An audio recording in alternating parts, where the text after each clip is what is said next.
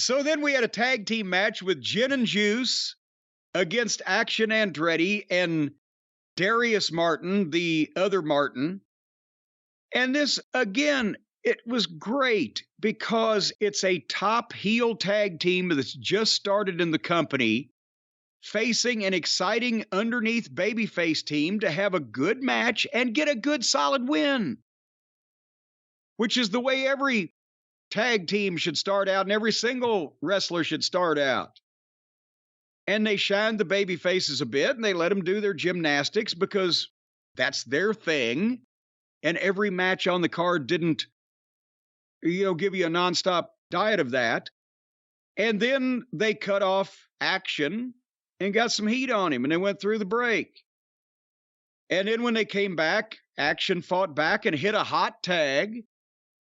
Apparently, whoever the agents are or producers or creative major domos here are encouraging people to actually have wrestling matches with hot tags, and maybe they're walking through these things, possibly, because how the fuck would Action Andretti and Darius Martin know how to do a hot tag from watching the Wednesday night program? They never do them.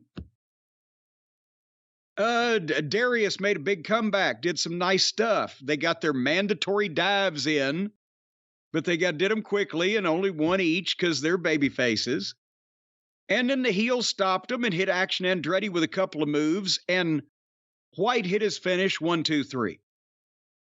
And it wasn't that a long match, but it was exciting while it lasted. And they didn't bury the referee. They didn't need furniture. They didn't fight endlessly on the floor. The criticism I will give is they did too many moves by the heels to the single baby face right in front of the referee at the end before Jay White hit his finish. There was a kick from one guy and a thing from the other guy. They're just doing things back and forth to one guy. And they need a tag team finish instead of Jay White's thing, which looks like the Crossroads. Why wouldn't they have a rocket launcher, a flapjack, a double goozle, a Vegematic, a fucking grave day, some tag team finish that they're going to start establishing to win the match when they're a tag team? That is my only criticism. It was fine for what it was. It was a spotlight match for Gin and Juice. They looked really good.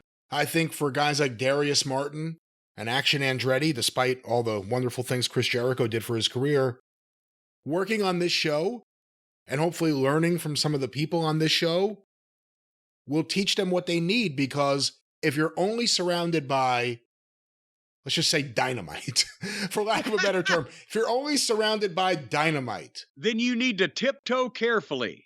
And I think if you're here, these guys, if they worked with FTR, for instance, they're not going to be able to get away with everything they would do more than likely on a match on Dynamite. This wasn't FTR, it was Jay and Juice, it's Juice Robinson. Jay White and Juice Robinson here.